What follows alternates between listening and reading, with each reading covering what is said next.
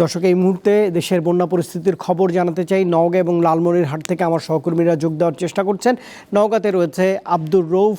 রউফ, আপনার কাছে জানতে চাইছি জেলার কোন নদীর পানি কি পরিমাণ বিপদসীমা ছাড়িয়েছে, সেখানকার যারা বন্যা মোকাবেলায় প্রশাসনের কাজ করছেন তারা কি বলছেন, বা আবহাওয়ার পরিস্থিতি এখন কেমন সেখানে? রোবট, আপনি যেমনটি বলছিলেন, গত কয়েকদিনে লাগাতার যে ভারী বর্ষণ এবং উজান থেকে নেমে আসা পাহাড়ি ঢলের কারণে নওগাঁর যে প্রধান নদীগুলো রয়েছে সেই নদীগুলোর পানি কিন্তু আপনার ইতিমধ্যে আশঙ্কাজনক হারে বৃদ্ধি পেতে শুরু করেছে। বিশেষ করে নওগাঁর ছোট যমুনা ও আত্রাই নদীর পানি কিন্তু এখন বিপদসীমার অনেকটা কাছাকাছি দিয়ে প্রবাহিত হচ্ছে।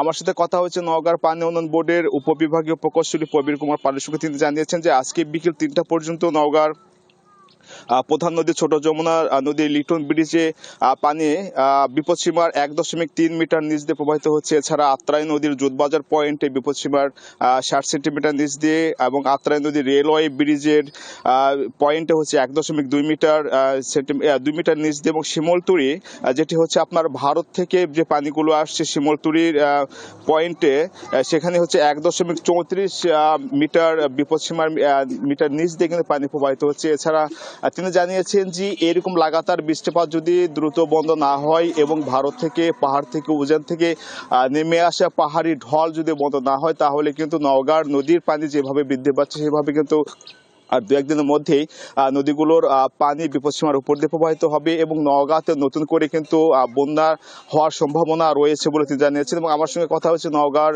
বদলগাছি কৃষি আবহাওয়া পর্যবেক্ষণাগার কেন্দ্রের কর্মকর্তা মিজানুর রহমান সঙ্গে। তিনি জানিয়েছেন যে আজকে কিন্তু পুরো দিনে আকাশ মেঘাচ্ছন্ন ছিল এবং বৃষ্টিপাত হয়নি। গতকালকে কিন্তু নওগাঁতে 51 মিলিমিটার বৃষ্টিপাত হয়েছে। তবে আগামীকাল থেকে যদি আবহাওয়া ভালো হওয়ার সম্ভাবনা রয়েছে বলে তিনি জানিয়েছেন। তো নওগাঁ থেকে এই ছিল আমার কাছে থাকা সর্বশেষ তথ্য। আব্দুর রউফ নওগাঁ থেকে যোগ দিয়েছিলেন আমার সঙ্গে।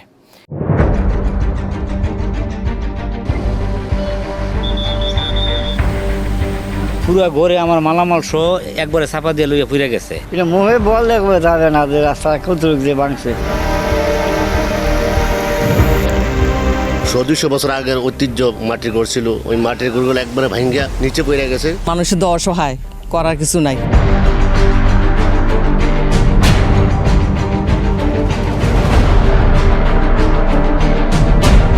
দীপ্ত সংবাদ, সবার আগে, জনস্বার্থ।